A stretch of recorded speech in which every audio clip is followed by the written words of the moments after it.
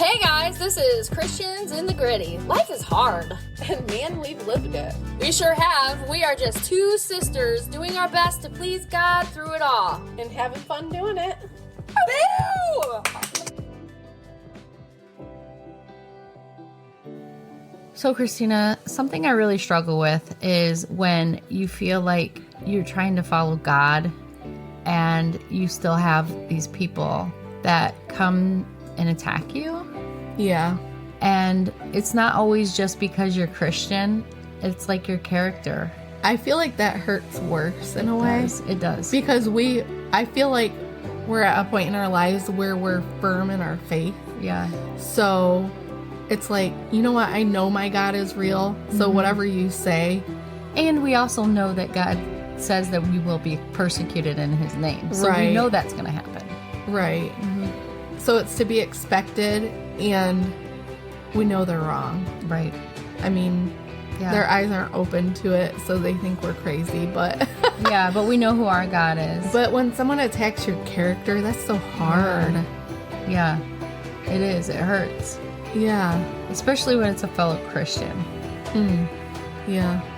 But even when it's not, it just hurts. It's like, it's just who like you nothing are. else. Yeah. It's who you are. And we got to remember, though, that that's who God made us to be. Yeah. So, but it's hard not to let our flesh take over and worry about that. So, Or backlash yeah. and not be responding in a Christian way. You're listening to Christians in the Gritty. I'm Christina. And this is Melissa. But I feel like sometimes in the Bible, when I'm reading some of these characters, they don't always respond in the Christian way. No, they don't. I'm not saying it's okay. There's consequences for Yes, that. there is. There's always consequences. And we don't want to make their accusations become true. Yeah. And also, sometimes you got to look at yourself and realize you're not perfect. Maybe some of what they're saying is true. But Which we just were talking about. yeah. Like sometimes we let our pride get in the way. Like, I wouldn't say I'm an overall prideful person. I would say I'm mostly the opposite, but sometimes I let that get in the way. Yeah. And I was just talking about how I'm struggling with that right now. Like, I can do that better, like in a more Christian way. Like sometimes I get like that. And that's how I was when I was a kid. And we talked about that a little bit too. I always thought everything was so black and white, right? Like, I'm right, you're wrong. Yeah. And that's pride. Yeah. Well, and it's also not the way the world works. No. The world functions in the gray area. And I'm not saying that what God asks us to do, that we can live in that gray area. That's totally different than what I'm saying. I'm not saying like God says not to do something, you can't live in that gray area. He says not to do it. Yeah. But at the same time, when we as people are all different, we are not either this way or that way. Yeah. We are all in the gray area because there's more than two different kinds of people. Right. Does that make sense? Even what I'm saying? Like, Yeah. So it's like, I don't know. My brain just went train wreck. And really, no, but I get what you're saying. And whose eyes are you looking through? Yeah. Is it right or is it wrong? Maybe it's neither. Yeah. Maybe it's depends on the circumstance. Well, that's what I'm getting at. Yeah. The circumstances and the intention of heart. Yeah. Because how often in the Bible does God refer to your heart? And that's what's important. All the time. Like when we're like, how did she get away, like Rahab, get away with lying and not have the consequence? Well, first of all, she wasn't saved yet. Also, the intention of her heart. Like David leaving information out when he was talking to the priest saying, he was on a mission for the king. Which he wasn't. He was on a mission to get away from the king. Maybe he was on a mission for the one true king. That's what she was saying before, but I think, but then he was being deceitful at the same time. Yeah. And I don't know, he very well could have suffered consequences for doing that or whatever, and not just being truthful and trusting God that he would just save him anyways. Yeah. But he, the thing about David was his heart is he always sought after God. Yes. And made so many mistakes along the way. Yes. But still loved God so much. Yeah. Yeah. I do have a verse that's actually comes from David. I'm going to read quite a bit of it, actually. It's in Psalms 31, starting at 1. That's what I'm going to tell you. This is actually titled To the Choir Master, a Psalm of David. So Psalm 31:1. In you, O Lord, do I take refuge. Let me never be put to shame. In your righteousness, deliver me. Incline your ear to me. Rescue me speedily. Be a rock of refuge for me, a strong fortress to save me. For you are my rock and my fortress, and for your name's sake, you lead me and guide me. You take me out of the net they have hidden for me. For you are my refuge. Into your hand I commit my spirit. You have redeemed me, O Lord, faithful God.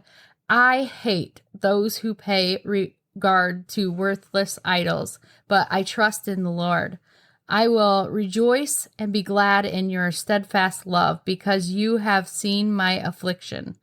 You have known the distress of my soul, and you have not delivered me into the hand of the enemy. You have set my feet in a broad place. I think we can end there. Yeah. Well, while you were reading that verse 4, I have a different version, so it sounds a little different, but keep me free from the trap that is set for me. And yours said it more like, you take me out of the net they have hidden for me. Yes. Like they're lurking there. It's like they're sneaking up on you. Yes. It's like people trying to trap you. It's meant for harm. Meant for harm, yeah. And the thing that is repeatedly in here is saying that you are the one who saves me. So the part where, I'm sorry, I keep getting distracted by my hens on my porch. See, we're not even in the barn.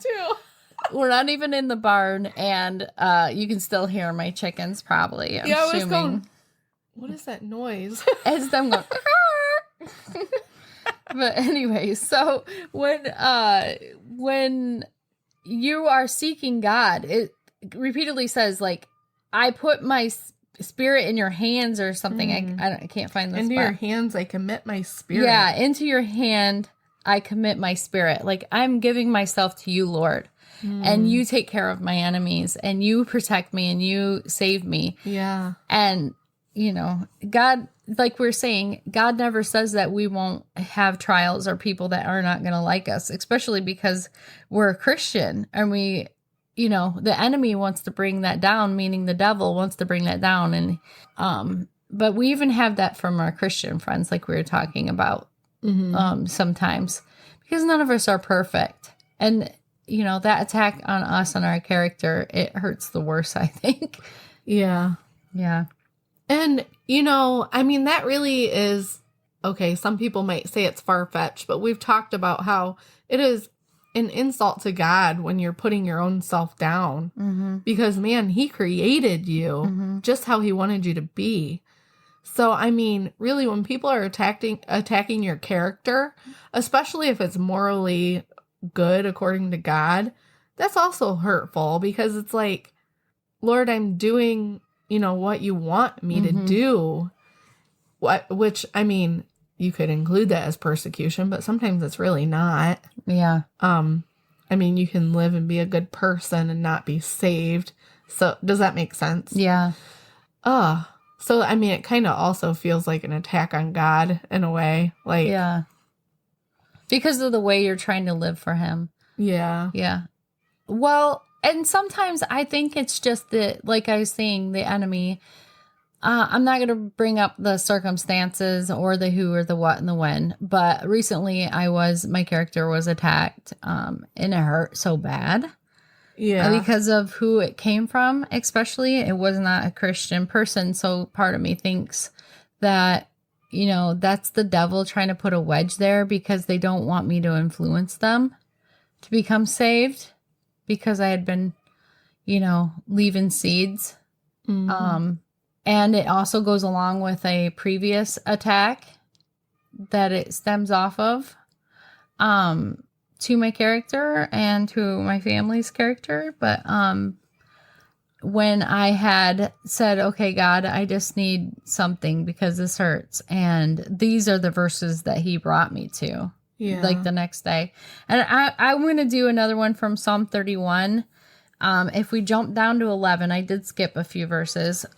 It says, because of all my adversaries, I have become a reproach, especially to my neighbors, and an object of dread to my acquaintances. Those who see me in the street flee from me. Mm-hmm. I have been forgotten like one who is dead.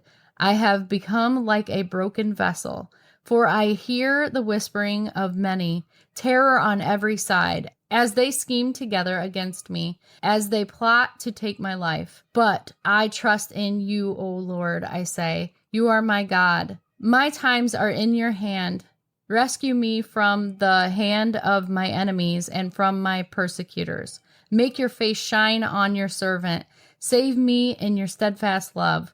O Lord, let me not be put to shame, for I call upon you. Let the wicked be put to shame. Let them go silently to Sheol. Let the lying lips be mute, which speak insolently against the righteous in pride and contentment. Ugh, that right there, I started bawling because I know things were being said about me in this instance to people in the community. I'm not saying I'm a perfect person, but I mean, it hurts. And you know what I was thinking about while you were reading, even though that's not what these verses are about, because David is devoted to God. Mm-hmm. So he's talking about those who are not devoted to God. Mm-hmm. But sometimes we do make mistakes, okay? Let's be real. And we do things that are not pleasing to God. And then, we've made this reputation for ourselves, whether it's temporary or people are going to see us like that forever now, Yeah. And it's hard because we can't expect everyone to be 100% all the time. Yeah. Right? And so we got to remember that too, as Christians, with other Christians, that we're not going to be perfect all the time. Yeah, we have to give each other grace. Yes. And I mean, we're supposed to strive to live like Jesus, but man, we struggle to do that. Mm-hmm. And it's hard to give the person grace and forgive that has hurt you. Mm-hmm. But we're called to do that. Yeah. And we can go to them and air our grievances. I mean, that's not a sin.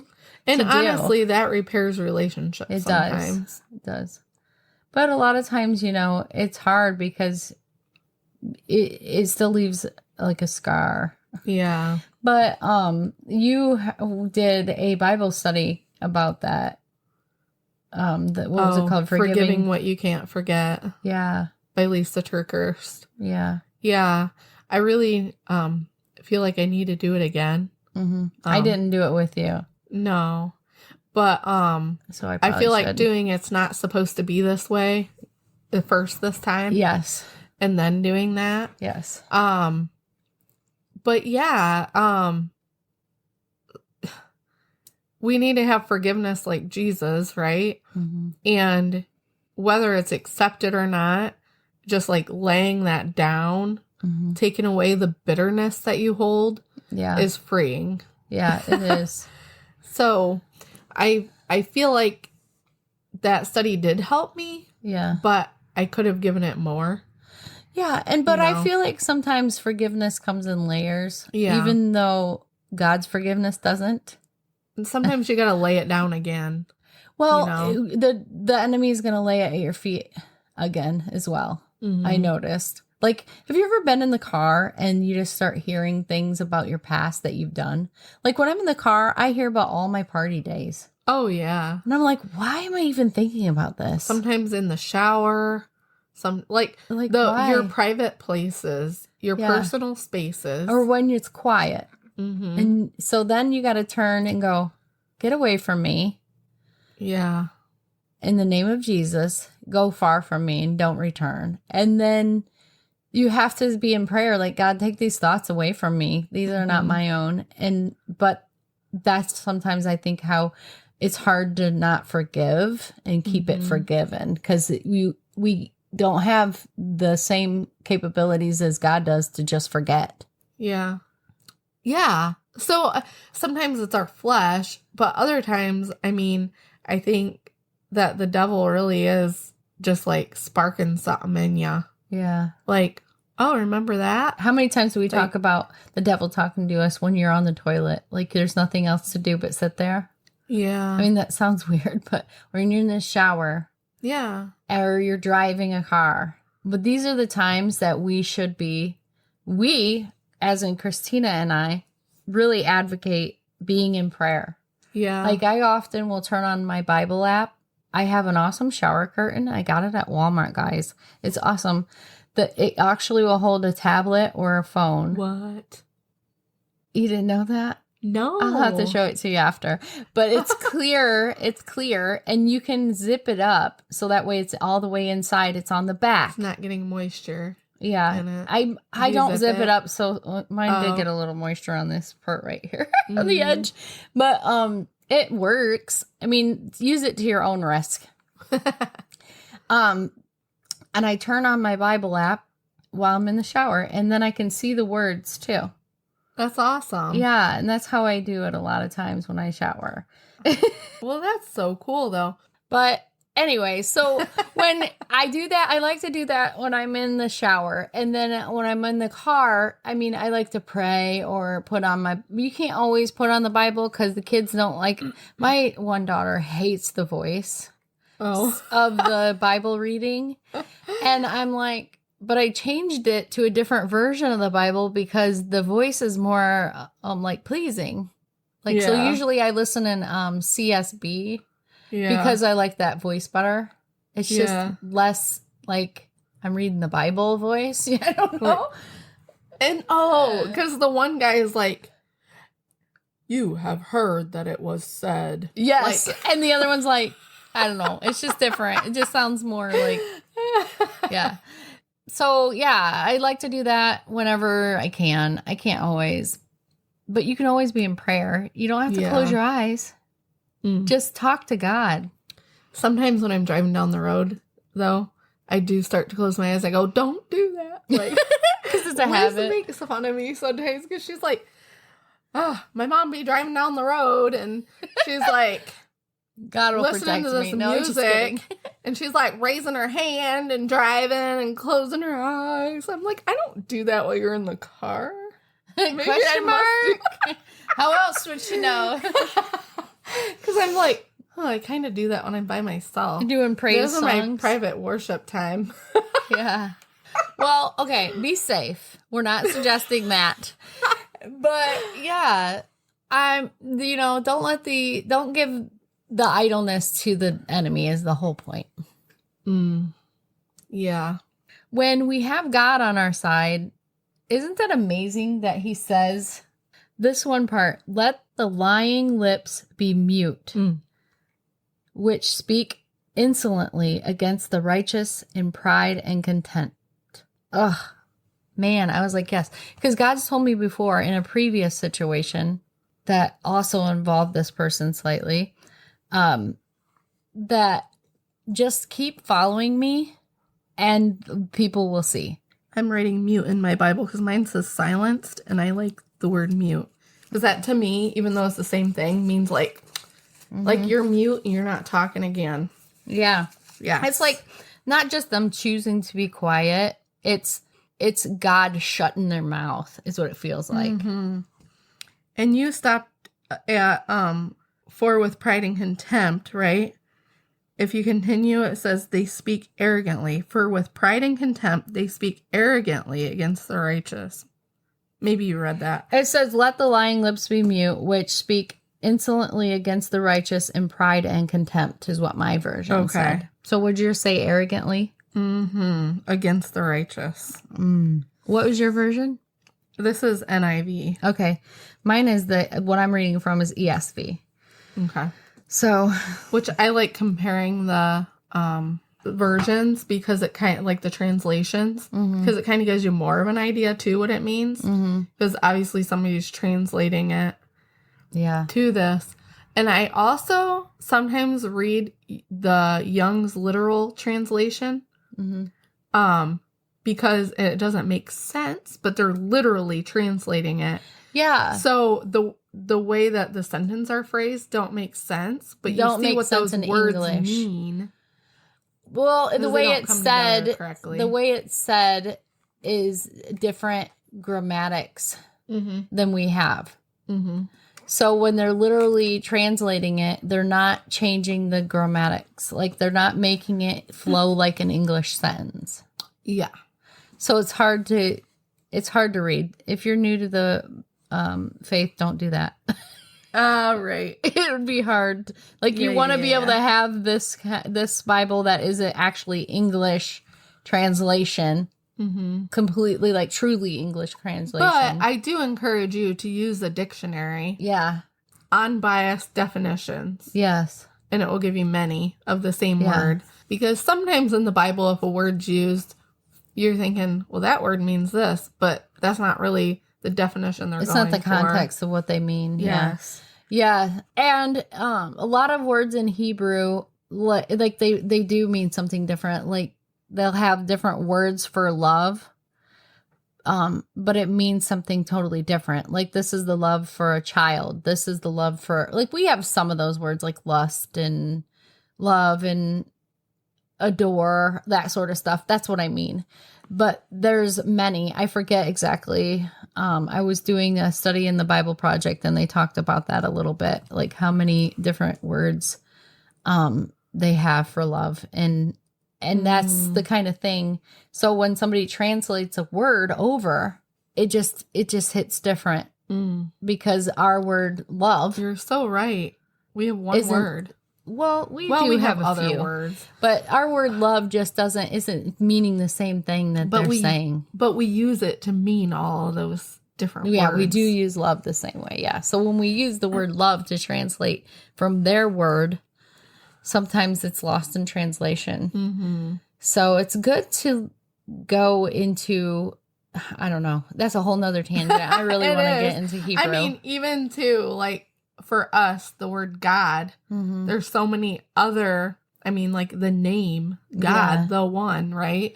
There's so many other names for God that are also God, but also show his character. So even in Psalms 31 still, in 19, oh, how abundant is your goodness, which you have stored up for those who fear you and worked for those who take refuge in you. In the sight of the children of mankind, in the cover of your presence, you hide them from the plots of men. You store them in your shelter from the strife of tongues. Like, just talking about how God just protects us, which is good. But we still will go through things. God says we will go through trials and all the things. You said you had some stuff from Matthew. Yeah. So Matthew 5, starting at verse 43, says, you have heard that it was said, love your neighbor and hate your enemy. But I tell you, love your enemies and pray for those who persecute you, that you may be children of your Father in heaven. He causes his sun to rise on the evil and the good, and sends rain on the righteous and the unrighteous. If you love those who love you, what reward will you get? Are not even the tax collectors doing that? And if you greet only your own people, what are you doing more than others? Do not even pagans do that? Be perfect, therefore, as your heavenly Father is perfect. So, man, Jesus is saying there, all people love those who are like them, right? Yeah, that's easy to do. It is. So we need to extend our love for others to those who feel unlovable. Yeah, those who are hard to like. Mm-hmm. Recently, I talk about this a lot, praying to have the eyes that to see people the way God sees them. Yes. But recently, I was listening in the car with my son to Adventures in Odyssey. There was this one that is talking about how this boy noticed these bullies that are really mean. They're not bullying him anymore, but they're bullying these other kids that are really hard to like because they're annoying, basically. Yeah. But he doesn't like that the bullies are still bullying them. And he's asking, what should I do? And he says, God says to love not only these kids that are annoying and hard to, annoying to this child because they're different. They're different than you. Not only love them, but also love the bullies. Like, what's going on with them? Why are they like this? Yeah. Is to look at it from the different angle, which is true. That's why we should pray for them. Like my situation, the person I'm talking about, I pray for them a lot, but it still hurts. Yeah. It also makes me think back to childhood then, how you're talking about bullying. Mm-hmm. And isn't it amazing, though? I'm going off track, but isn't it amazing how these resources made for children help us to, like, learn and just hear things, too, from God? Like Bluey. Yeah. Okay. But anyway, so what my point was going to be. Bluey's not from God, but they help me to heal inner pieces of my childhood. But anyhow. And to try and be a better, more patient parent. Yes. It is written for parents. Did you know that? Like they did. I couldn't believe it. They did. This is what I hear on the internet anyways. They did a lot of research into dog books, dog training. But also a bunch of parenting books and stuff like that. So this is literally about parenting. Anyways, let's go. Okay. So our train wrecked, but we're coming back. And somehow I retained it. But okay. So in my adulthood, I've had people come up to me and say, like, you were nice to me when we were kids. Mm-hmm. Other people, like, you were like one of the only ones. Oh, that's and I go, oh. Yeah. And the thing is I go, I was nice to you. Sometimes you really got on my nerves and I was not perfect. Yeah. Like, I just want to tell you, like, I didn't say this, but it was really convicting to me. Okay, I wasn't always nice in my mind. Yeah. And but I mean, God works things out in us, right? Mm-hmm. So it really makes a difference to people. Yeah. In their lives. It'll make me cry. Somebody messaged me a couple years ago and he said, I just wanted to tell you that you were the subject of my, I think it was a master's paper or something. I was like, what? Mm-hmm. Like me? Yeah. And he said, and he sent me a copy of it. Oh. And he said, thank you for being the only person or one of the only people to talk to me outside of church folk and his family. And it stuck with him. And I was like, no one else talked to you? Yeah. Like, really? He's like, no, not really. Oh, yeah. And that has that happened to you more than once? Yeah. Though? Yes. Because I had another person, their sister actually came to me and said, my brother used to, talk about you and you were so kind to him. I'm like, what? That's how I got my friend Nathan. It's because he was being bullied. Mm-hmm. And I stuck up for him. Because it was just stupid to bully him for that reason. Because he had blonde hair. And it was to his chin. So they were making fun of him, calling him Hanson. Okay. Why? Why? There's no reason to make fun of him. He's not even doing anything to you. Like, that drives me bonkers. Yeah. Like, And it, you know what it comes from? Is from being picked on yourself. Yeah. And seeing yourself in them. Yeah. Really. But yeah, anyhow, I was always really mean to people who are mean, which is probably not, that's not the Christian way. That's not what he's saying. And remember, okay, wait. eye for an eye here. We're going to go to this now. And we'll see. But it's okay to stick up for people. Yes, it is okay to stick up for people. But then we also have to watch our thoughts, feelings, and actions. Okay. I'm not picking on you because I do it too. Okay. So this is also Matthew 5, starting at verse 38 through 42. You have heard that it is said, eye for eye and tooth for tooth. But I tell you, do not resist an evil person. If anyone slaps you on the right cheek, turn them the other cheek also. And if anyone wants to sue you and take your shirt, hand over your coat as well. If anyone forces you to go 1 mile, go with them 2 miles. Give to the one who asks you, and do not turn away from the one who wants to borrow from you. And it makes me think how we view an eye for an eye. Mm-hmm. An eye for an eye, it's more like, okay, well, it is still this, what we think. Like, don't take revenge on them. They don't give them back equally what they gave to you, right? They don't have to sow what you sow because of them. It's saying, like, man, if they do one thing to your left side, have them do it to the right. Like, and it just means, let them see that they don't have power over you. Yeah. Really. And that, they're not going to turn you into someone you're not. Right. To me, that's what it's saying. No, I see that. Well, as I was reading it, it was like, wait, I feel like God's trying to tell me something else here. Okay, what was it? No, I mean, I don't know. I'm still processing it. Okay, so let me read something I just read less than 24 hours ago, because it tells me when I highlighted it. It says, Proverbs 24:29, do not say, I will do to him as he has done to me. I will pay the man back for what he has done. So if I read before that, it says, be not a witness against your neighbor without cause, and do not deceive with your lips. Do not say, I will do to him as he has done to me. I will pay the man back for what he has done. But yeah, don't do that. Yeah. Like, that's not showing Jesus, the love of Jesus, really. Yeah. So what'd you say? Like, not giving them the power? Yeah. Maybe that was it. Maybe that's why I was... That's the thing I always tell my kids. Mm-hmm. Like, you're keeping, like, somewhat of a control in a way by being like...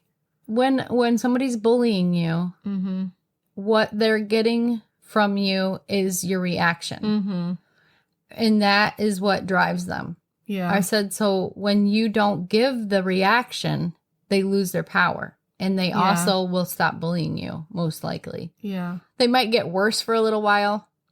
I'm not going to lie. But when they see that they're not getting a rise out of you, then what's the point? Mm-hmm. Don't give them your power. That helped in my life, for sure. So, in Proverbs 16, I had highlighted a few things. I don't know. I'll start at 1. The plans of the heart belong to man, but the answer of the tongue is from the Lord. All the ways of a man are pure in his own eyes, but the Lord weighs the spirit. Like we're talking about what your heart is at. So in 3, then on verse 3, commit your work to the Lord and your plans will be established. The Lord has made everything for its purpose, even the wicked for the day of trouble. So that's something that we need to remember is God will still use those people. Mm-hmm.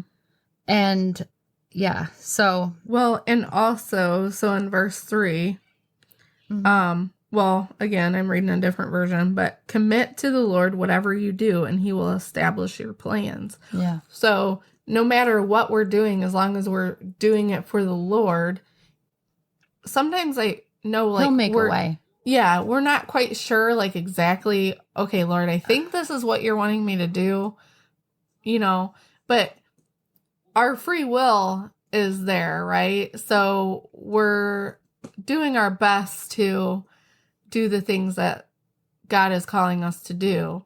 But if it's not quite exactly, like, you don't have to worry if it's not quite exactly, I guess, Just look for God to guidance, because God will shut doors and open the way for you. I guess what I'm trying to say, because it says he will establish your plans.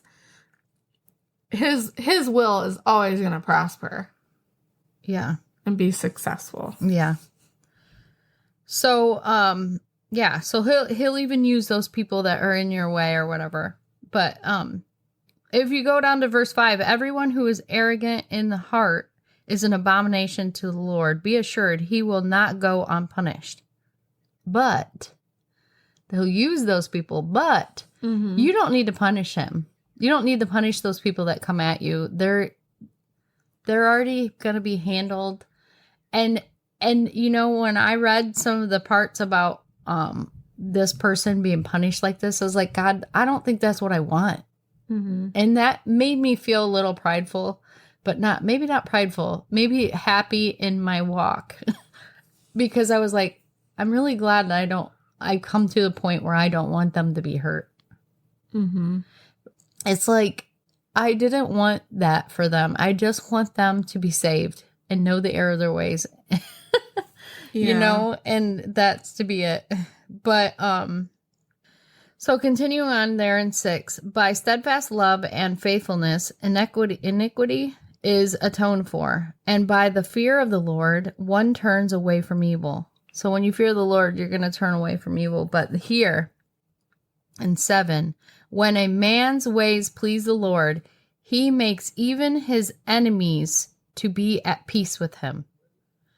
Better is a little with righteousness than great revenues with injustice. The heart of a man plans his way, but the Lord establishes his steps. Okay, yeah. So that verse 9, read that again. The heart of man plans his way, but the Lord establishes his steps. So that's what I was trying to say with verse 3. Just to clarify. Yeah. Because I feel like my train wrecks a lot today. Yeah, we're doing this a little earlier than we normally do. When a man's ways please the Lord, he makes even his enemies to be at peace with him.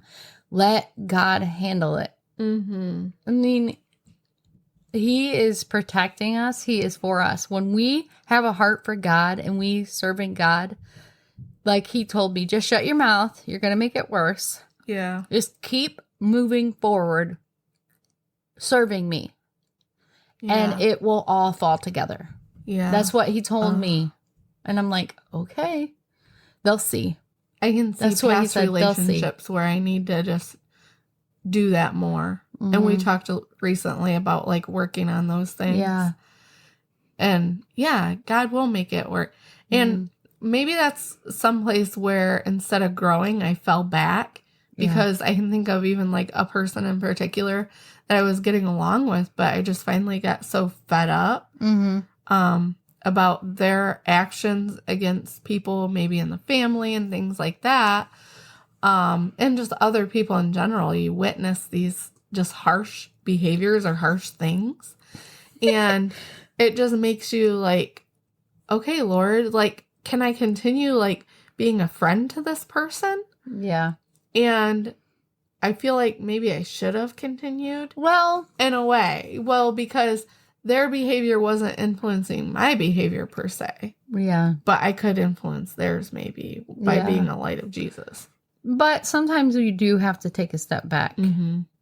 It's funny you were saying that, because when I was flipping through my Proverbs, because I knew I'd been in Proverbs a lot lately, and I was like, oh, I highlighted more than this. Let me go back. Yeah. This is what came up right before you started saying that. And that's why I was giggling. Okay. It's Proverbs 15:1. A soft answer turns away wrath, but a harsh word stirs up anger. The tongue of the wise commends knowledge, but the mouths of fools pour out folly. And it's like down on 18, a hot-tempered man stirs up strife, but he who is slow to anger quiets contention. So when you're feeling like you're being attacked left and right, even by people of this world, and you just, I mean, it hurts. It hurts when it's your character, especially, but and people see you differently because of it, just keep going. Serve God. Yeah. Pray to him. Let him know your feelings. Let him give you that peace that you need. And really, when people are hearing things about you, maybe in the community or something that are like defaming to your character, you also have to put a little faith in some of those that are close to you and faith in God, that they know you. You know, they know the real you. And that's why it's important. And then look the other way. Okay, when I hear something defaming about someone, I need to remember not to just go off of somebody's word. Yeah. And just to really seek God in it and to just love on that person. Yeah. Because we don't know if what we're hearing is true and accurate. And the person talking to you is gossiping. Right. Really, when you think about it. Yeah. More than likely. Not always. Sometimes things need to be told and known. Or advice. They're seeking it like godly counsel. Right. Right. So yeah. And that's something that that sticks out to me. And that's the reason why I just keep going, keep serving, because people will hear those things. And when they do know you, when they see you and they continue to see you, they might say, oh, really? But then when they continue to see you being still the person you are, they're going to go, I think that person was crazy. And it makes them look bad, not you, because you're not reacting and you're continuing to seek God and you're continuing to love God and serve God. And that's what people see. And not that we want them to look bad, but just... No, they're making themselves look bad. Yeah. Instead of them doing what they look to do. Which is what we will do. We'll make ourselves look bad if we react. Yeah. Which I have done. Oh, me too. Embarrassing moments, let me tell you. And made situations worse. Yeah. I know, I think back to those times, and those are the ones I think the devil likes to use a lot.